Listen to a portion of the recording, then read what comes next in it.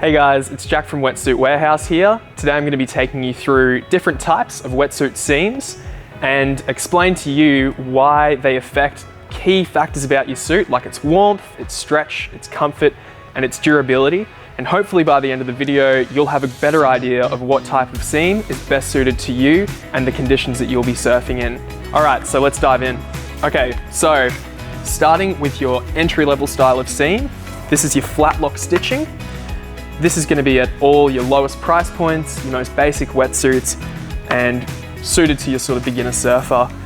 I've got this wetsuit turned inside out just to show you what the seams are going to look like through the inside. That's the stuff that you're going to be feeling on your body. It's really going to contribute to the comfort component here. You can see that the seams on the inside actually look quite similar to the way they are on the outside. The reason being is that this style of stitching goes completely through the neoprene, through one panel, wraps underneath, back through the other panel and over the top. So it completely penetrates through that neoprene. The benefit there of this style of stitch is that it's quite durable because it's gone all the way through that neoprene. It's got a really good holding point. It's very difficult to split a flat lock seam, and it's typically going to be used on your less stretchy neoprene. And less stretch, although it isn't as high performance, is typically more durable. So it's a durable seam with durable neoprene for your entry-level surfer, but it does have some drawbacks compared to your other stitching types. The biggest one being that your flat lock stitching, because it does penetrate all the way through that neoprene, it's creating what we call pinholes. And pinholes are a perfect way for water to get inside your wetsuit and contribute to you cooling down. So you can imagine if we're looking at this wetsuit, there's going to be a lot of movement happening through the shoulder here, and that's going to stretch where those pinholes have gone through the neoprene, and that is the perfect scenario for that water to be getting in through the neoprene and cooling you off. So that pretty well sums up the key stuff about your flat lock stitching. And now we're going to move on to our next step up, which is our GBS. All right, so we've got the wetsuit inside out now, and it gives you a really good idea of the difference between your flat lock stitching and your GBS stitching. That is your seam. Now compare that to your flat lock. It looks like a continuous piece of neoprene, and that's exactly what you want feel-wise. It's going to feel like there's nothing on your body, there's less risk of chafing, and it's also going to be associated with that better water sealing that we're looking for to keep us warm in the water. So the way that this stitch works, instead of going all the way through the neoprene in one panel, back out through the other panel, and creating those pinholes in the neoprene that water can get through, this uses a hooked pin that goes about halfway through the neoprene panel, then into the other panel and back out the top. So it doesn't actually go all the way through, and that's why they're calling it a blind stitch. So you'll see that stitching on the exterior, but on the interior it just looks like the panels have been glued together, which they are. So that gluing complements the stitching. It creates that really good seal that you're looking for. Yeah, and so you're ticking boxes in terms of your comfort, you're ticking boxes in terms of staying warm and your water sealing. GBS is a staple seam for any mid to top end sort of wetsuit. And moving up from here, they'll use the same sort of approach, maybe different names, but it's just about adding more sealing to your stitching from here on out.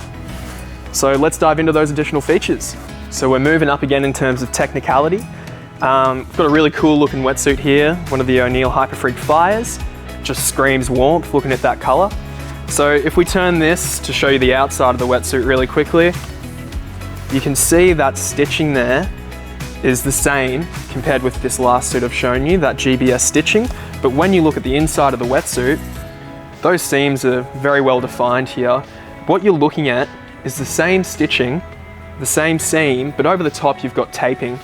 And this is like an elastic tape that effectively just gives you an added layer of water sealing and durability as well. So it's going to be harder for you to tear a seam, and it's going to be much more difficult for water to infiltrate through the seams here. So yeah, if you're looking for really, really good water sealing and a durable wetsuit, taping is always a good sign. All right guys, so moving on to our final tech feature that we can add to our seams on top of your taping, and that's your liquid or your welded seams. And again, the concept here is that it's going to add to your water sealing, to your durability. It's a great looking seam. And this suit actually has your liquid seams on the outside and then taping on the inside. So that sort of design is going to be really difficult for any water to penetrate through a seam. It's going to be much harder for you to tear. So if you're looking for something that's durable and it's going to last you and it's going to keep you really warm in the water consistently, this type of stitching is a no-brainer. The one drawback that you will have with adding features like your liquid seam and your taping is that they're typically less flexible than the actual neoprene itself, and they're gonna add that bit of extra resistance. So, you know, you'll find you add a little bit more to your seam, paddling becomes that little bit harder. So it's the drawback from having a seam that's more durable and better water sealing.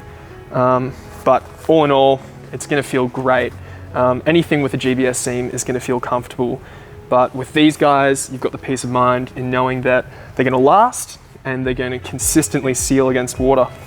All right, so another thing that's worth talking about with your GBS seam relative to your flat lock is you're gonna get a little bit more stretch out of your GBS than your flat lock. Now that plays into the durability of a flat lock stitch. It's a little bit stiffer, so it's gonna hold better, but your GBS stitching, it's a looser elastic stitch, so it's gonna allow the stitching to actually stretch with you. So you can see here, there's quite a lot of flex in these arms. You're gonna encounter very little resistance when paddling. And it also means that if you're, for example, a little grommet and you're growing into a wetsuit, it's gonna stretch with you and it's gonna sort of stretch to the shape of your body. So the more and more you wear a wetsuit, the more it conforms to the shape of your body, especially with a GBS seam.